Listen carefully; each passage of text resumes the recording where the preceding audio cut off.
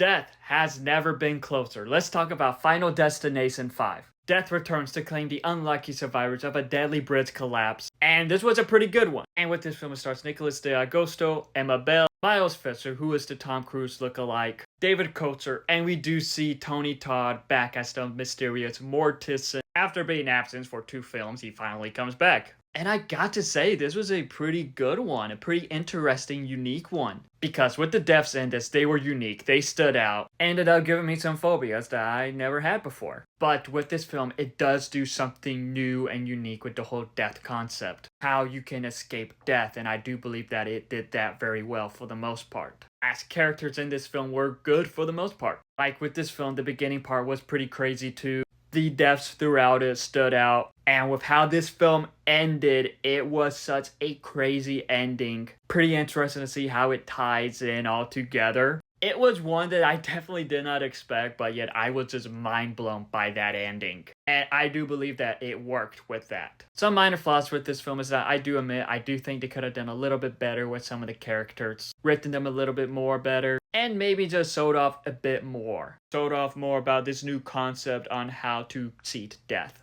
But at the same time, I thought this was pretty good. It was definitely much better than the last one. And I think this film might be up there on the list for me. Because let's be real, some of these characters were pretty unlikable and had it coming. Overall though, Final Destination 5 was a great sequel, had great characters and pretty gruesome deaths. And a super crazy ending. But what are your thoughts on Final Destination 5? Let me know in the comments below and follow me for more.